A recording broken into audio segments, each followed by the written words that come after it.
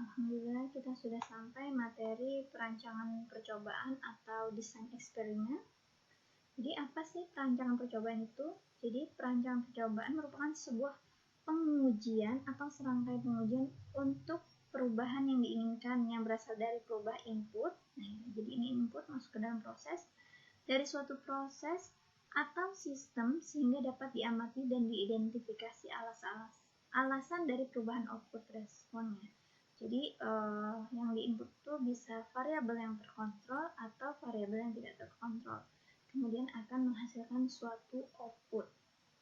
Jadi kayak misalkan eksperimen-eksperimen gitu ya. Misalnya kita menanam suatu tanaman, berapa tingginya, kita ukur setiap hari dan seterusnya. Terus misalkan kita melakukan eksperimen ya, percobaan, kita lakukan input, nanti outputnya seperti apa gitu. Jadi datanya ini belum ada, kemudian kita lakukan eksperimen atau rancangan percobaan, kemudian menghasilkan output. Oke, selanjutnya. Nah, sebelum mempelajari rancangan percobaan, kita harus pahami dulu prinsip-prinsip dasar yang harus ada di dalam rancangan percobaan. Yaitu ada 3. Yang pertama, ulangan, yaitu pengalokasian suatu perlakuan tertentu terhadap beberapa unit percobaan pada kondisi yang seragam gitu ya. Misalnya ada suatu percobaan ingin melihat pengaruh besarnya konsentrasi suatu zat terhadap reaksi. Besarnya konsentrasi zat yang dicobakan adalah 1 milimol, 2 milimol, dan 3 milimol. Kimia ya, mungkin ngerti gitu ya. Masing-masing diulang sebanyak R kali. Nah, ini misalkan konsentrasinya yang pertama, konsentrasi yang 2 mol, 3 mol. Nah, kalau misalkan kita hanya mengukur 1 kan ini ya, khawatir misalkan tabung reaksinya pecah atau kondisi-kondisi lain, jadi kita tidak bisa memperoleh datanya.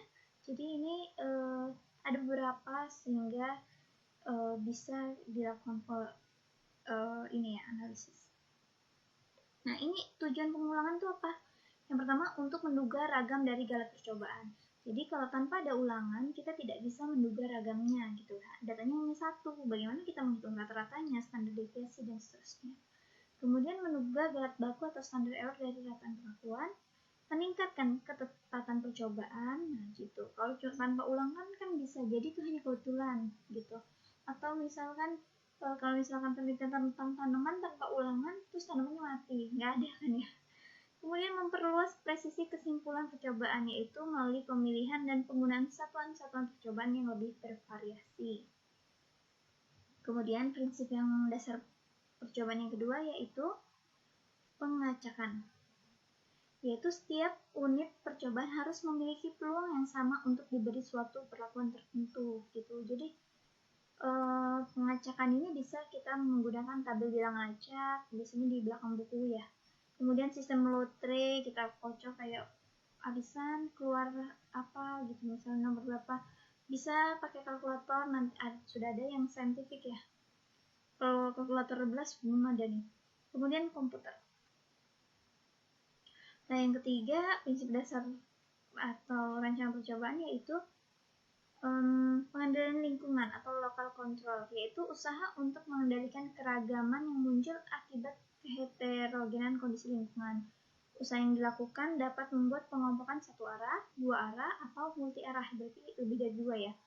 Kemudian kelompok berhasil jika keragaman dalam kelompok lebih kecil dibandingkan keragaman antar kelompok. Maka pengelompokan tegak lurus dengan arah keragaman unit percobaan. Syarat kelompok tidak berinteraksi dengan perlakuan.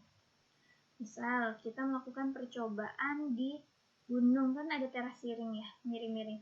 Nah, kalau kita misalkan mau mengetahui pengaruh pupuk, misalkan di gunung tuh teh, pengaruh pupuk terhadap tanaman teh di pegunungan apa. Nah, misal kalau kita tentang mengendalikan lingkungannya, bisa jadi nanti yang daerah bawah pupuknya lebih banyak karena nanti ketika hujan ini turun atau dan seterusnya. Maka kita bisa membuat pengelompokan misalkan berdasarkan ketinggian teras siringnya dan seterusnya. Nah, kemudian tadi syaratnya apa nih? Tadi syarat kelompok tidak berinteraksi dengan perlakuan. Nah, apa sih interaksi itu? Misalkan di sini ada hari yang kita mau lihat dan kecepatan reaksinya.